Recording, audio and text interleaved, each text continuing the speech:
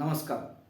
2017 मधील उर्वरित शिक्षक भरती यातील उरलेल्या सर्व अभियोग्यताधारक यांचं आपल्या 2017 उर्वरित शिक्षक भरती या व्हॉट्सॲप ग्रुपमध्ये सर्वांचं मनपूर्वक स्वागत आहे.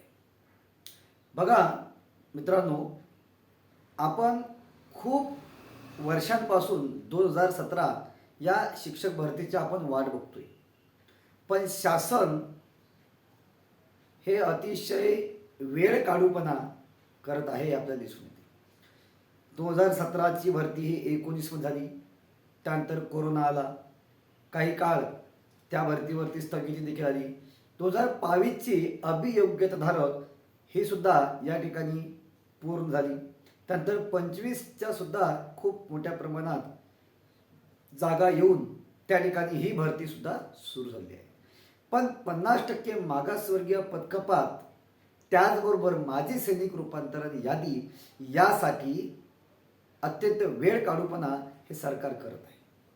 कोर्टामध्ये वेगवेगळे केसेस चालू आहेत, परंतु आपल्याला ही लढाई दोन्हीही बाजूने लढायची आहे.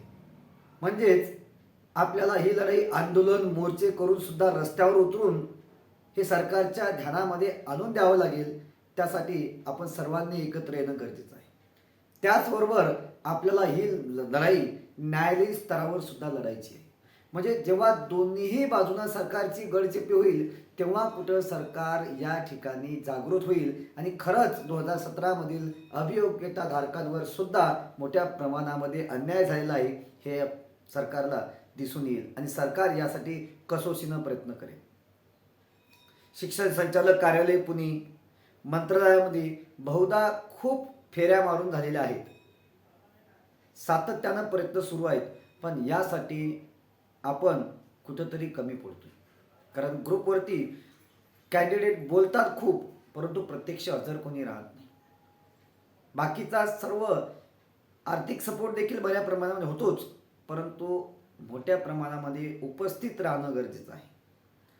तर आपल्याला मंत्रालयामध्ये दर मंगळवारी कॅबिनेट मीटिंग असते. या मीटिंगमध्ये माननीय शिक्षण मंत्री दादा भुसे यांची भेट घेऊन त्यांना हा मुद्दा सांगायचा आहे. त्याचबरोबर सुप्रीम कोर्टमध्ये आपल्याला जनहित याचिका दाखल करायची आहे. त्या जनहित याचिकेबद्दल सुद्धा आपल्याला